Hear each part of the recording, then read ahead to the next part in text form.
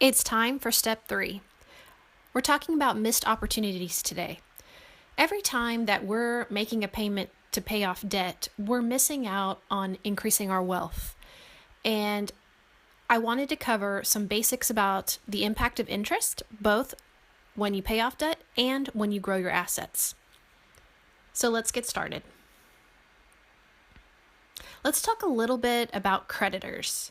Oftentimes we think of them as the bank, but they are usually either a bank or a store that we're borrowing money from to make a purchase.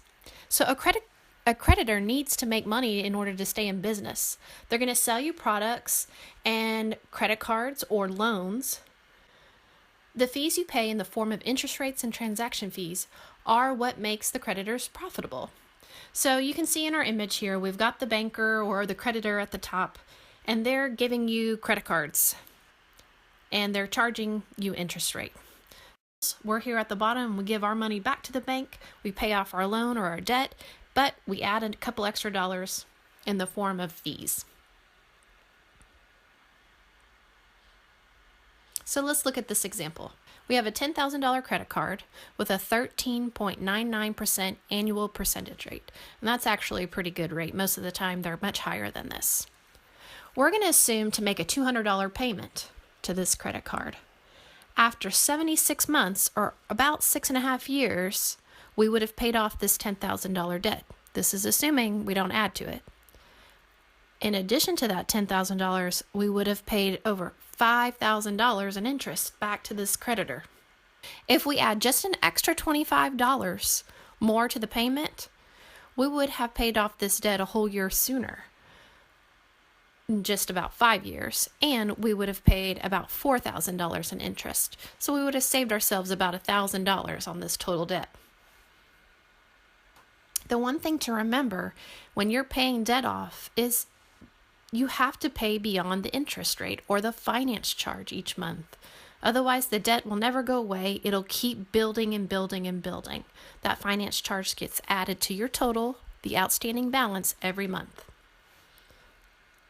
The key takeaway, add a little extra if you can. Even $25 makes a huge difference.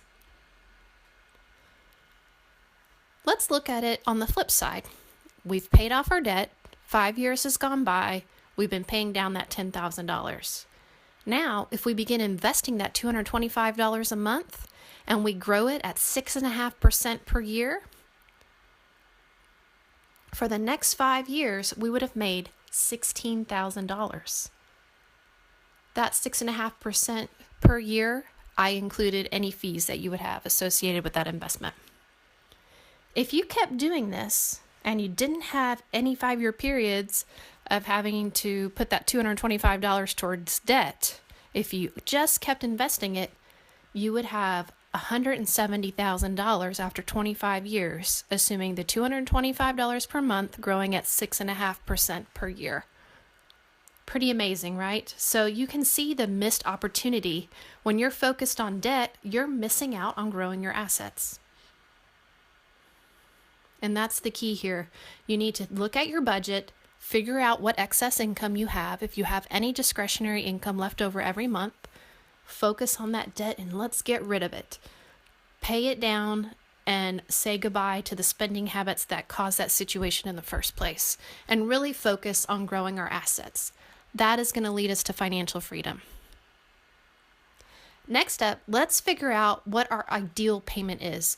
I've got a few calculators I can show you that'll help you determine what your ideal debt payment should be. We'll see you at the next lesson.